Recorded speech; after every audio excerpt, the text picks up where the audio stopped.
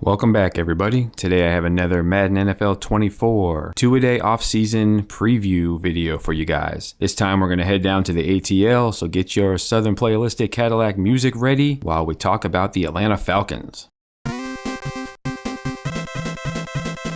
The Falcons are sitting pretty good, middle of the pack with about $41 million in projected cap space. That's the case with most teams that don't have a quarterback taking up a nice chunk of the salary cap. And there are a couple of obvious cut candidates, so Atlanta could push that up even more. I expect them to be one of the more aggressive teams in free agency, as they're just a quarterback and maybe a couple other players away from winning the worst division in football. Atlanta's top-rated free agent is defensive end Calais Campbell, who has been in the NFL for 16 seasons, 37 years old, and is still pretty productive, coming off a season where he had 6.5 sacks. Who knows if the Falcons are going to want to bring him back, and who knows if he's going to want to even keep playing, but a reunion could make sense for both sides.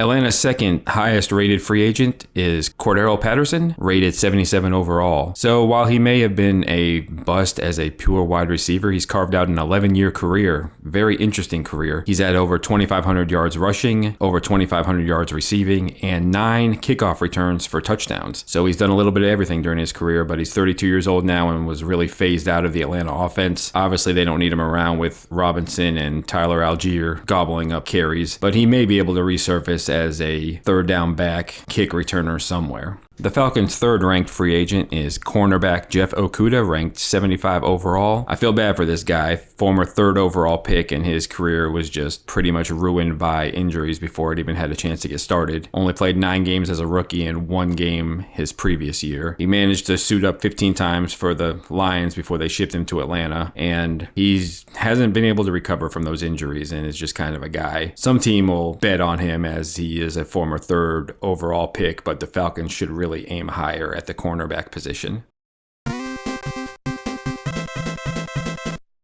Atlanta's biggest need is quarterback. Now, Desmond Ridder is not the worst quarterback in the NFL, but for somebody who started 15 games with this level of talent at the skill positions, to only have 12 touchdowns and 12 interceptions is pretty unacceptable. He's a backup. He's not a starter. He was a third-round draft pick, and third-round draft picks are backups. So if Atlanta really wants to unlock the potential that this offense could provide, they need a legitimate quarterback in the worst way. Atlanta's second biggest need is pass rush, defensive end, outside linebacker. The Falcons run a hybrid defense, so pass rush anywhere. Calais Campbell and Bud Dupree both led the team with 6.5 sacks. Both of those guys were veteran, temporary solutions. There's nobody else on this team really that can get after the quarterback with any consistency. It's a huge need and has been in Atlanta for quite a few years.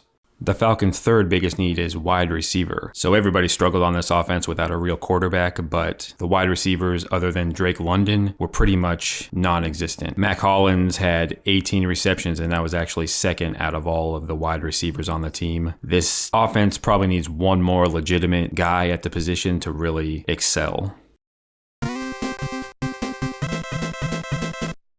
The Falcons are one of a few teams I think should go all in on Kirk Cousins. They're drafting 8th overall, I believe. That may be high enough to get one of the top 3 quarterbacks, but most likely it will not be unless they want to trade up. They need that draft pick for defense in the worst way, so I think Kirk Cousins might be the way to go. He's 35 years old and coming off an injury, but as a drop-back quarterback, I think he still has a few more productive years left, and the Falcons are in position to win a very mediocre division, but they absolutely have to get a quarterback. The Falcons should really aim high during free agency. The division is theirs for the taking. Mike Evans paired with Drake London, Kyle Pitts, and Bijan Robinson would be a gigantic, scary skill position group for the Falcons. Evans is coming off an extremely Hall of Fame worthy run in Tampa Bay, but is the most likely Buccaneer to move on in free agency. I spoke about the Falcons' need for pass rush and defensive help in general. My Dolphins really misplayed their hand with the Bradley Chubb trade and contract extension. Andrew Van Ginkel is probably a better player at the fraction of the cost. He returned to Miami on a 1-year deal and put up his best season with 6 sacks and 69 tackles. Good pass rusher, good run defender, just a really solid all-around defensive player that could really help Atlanta.